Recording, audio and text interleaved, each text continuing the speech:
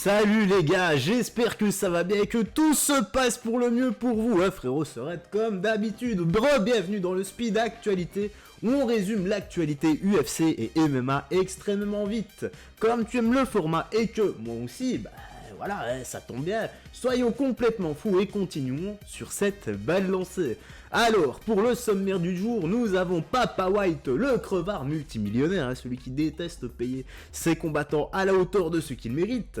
Eh bien, il confirme qu'il y aura une ceinture intérimaire pour les poids lourds en attendant le retour de Francis Ngannou, le champion, le Predator, celui qui frappe aussi fort qu'une forte escorte. Et puis, de ce côté, il y a Jon Jones, celui qui te frappe, mais avec la forte escorte. Pendant son combat contre le bon gamin, Francis s'était blessé au genou, donc le mec totalement diminué te broie un bon gamin en pleine forme. N'en déplaise aux détracteurs, Francis était bel et bien blessé.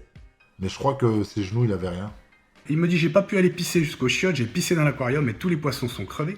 Et en attendant son retour, je ne sais pas comment ça va se passer, mais Papa White a déclaré, oui, probablement qu'il y aura un titre intérimaire. Je préférerais que le titre intérimaire n'existe pas, mais on doit le faire. C'est une partie nécessaire du business. On doit le faire. Si le champion ne peut plus défendre son titre, alors on doit mettre en avant le prochain meilleur gars.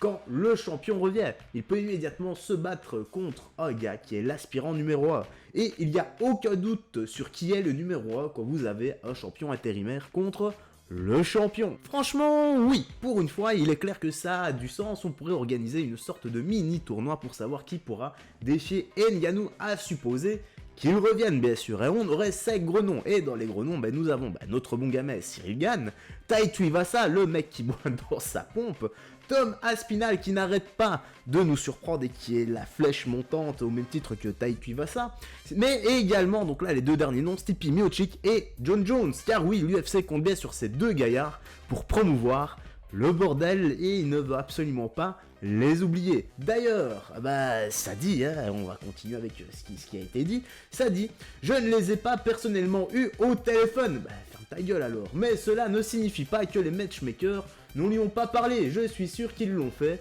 Ce sont les deux gars, donc Jon Jones et Miocic, que vous devriez regardez. Voilà, c'est clair, c'est dit, c'est torché. En attendant le King, ça serait cool qu'on se tape avec une sorte de mini tournoi à la Dragon Ball Z, Dragon Ball Super, tournoi du pouvoir. Et tu en penses quoi, toi? Maintenant, c'est vrai qu'ils sont 5 et ça serait compliqué vu que c'est un nombre impair. Je sais pas comment est-ce qu'ils comptent faire ça, mais ils vont quand même trouver une solution, ça c'est certain. Bref, la petite vidéo, le petit speed actu vient de se terminer, j'espère que tu as passé un très bon moment en notre compagnie. Si tu as apprécié, n'oublie pas de liker, de partager, de t'abonner, de clocher, tout ça, moi ça m'aide énormément pour l'algorithme et le référencement. N'oublie pas de prendre bien soin de toi, des gens que tu aimes, de faire du sport régulièrement comme d'habitude, d'avoir une bonne alimentation, une bonne hygiène de vie au sens propre comme au figuré. Oui, c'est les vieilles habitudes que je disais avant. Vitamine oméga 3 à la base des compléments alimentaires. Et quant à moi, frérot Serette, écoute, je te laisse ici. Je te dis à la prochaine et porte-toi bien. Salut, fais très attention à toi.